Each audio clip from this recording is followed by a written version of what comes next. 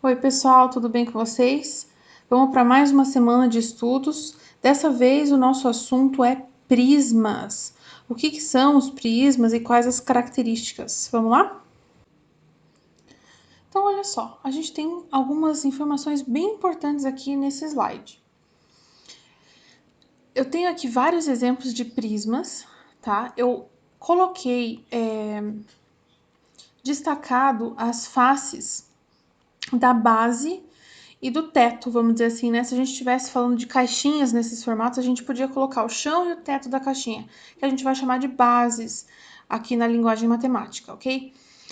Estão destacados de azul e a informação importante sobre esses prismas também está de azul ali, ó. Prismas têm todas as faces planas e poligonais.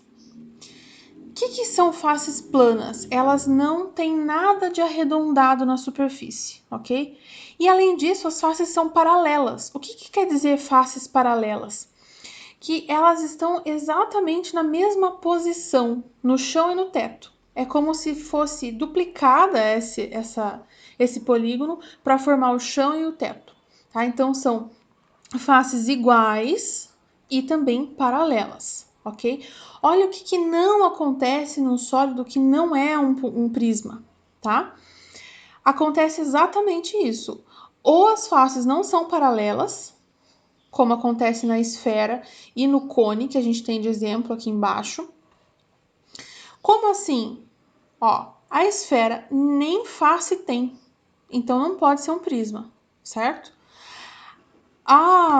O cone, ele tem uma face redonda aqui, ó, é um círculo aqui no chão.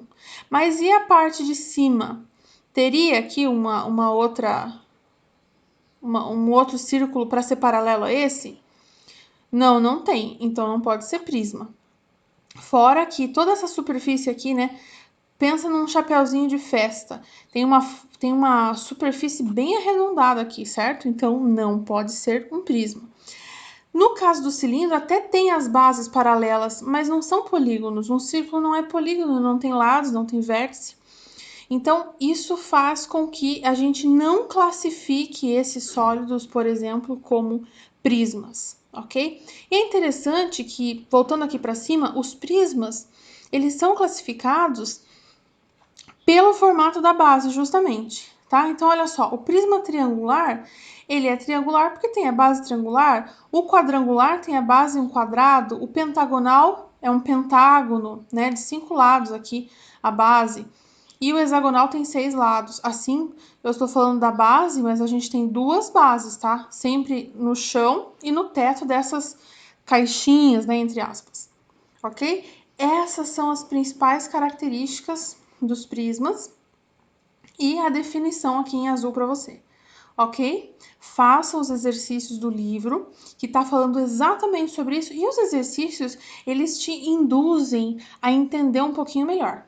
Tchau, tchau, gente. Até a próxima. Pessoal, voltei aqui rapidinho, porque eu esqueci de falar uma coisa para vocês. Esses prismas que eu destaquei aqui na parte de cima, o triangular, o quadrangular, o pentagonal, o hexagonal, são só alguns exemplos, ok? Você tem que olhar as características, que é o que está escrito em azul aqui, ó, para você identificar. Eu poderia ter colocado um prisma com uma base de 8 lados. Eu não coloquei esse exemplo aqui, mas eu poderia ter colocado. Seria um prisma octagonal, certo? Eu poderia colocar um prisma com qualquer número de lados nessa base. Eu poderia ter feito isso. Eu coloquei só 4 exemplos aqui por uma questão de espaço e de duração da aula também. Mesma coisa eu posso dizer para vocês sobre os sólidos geométricos que não são prismas. Eu poderia colocar aqui outros sólidos que não são prismas. Poderia ter colocado uma pirâmide aqui, que é parecida com o cone, só que em vez de ter a base circular aqui, tem uma base quadrada ou triangular ou qualquer formato, mas tem essa pontinha aqui em cima também. Poderia ter dado esse exemplo. Não dei porque não tem tanto espaço aqui assim. Mas lembra que para ser um prisma, você precisa ter as bases paralelas e poligonais. Ok? É isso aí. Agora sim. Tchau, tchau.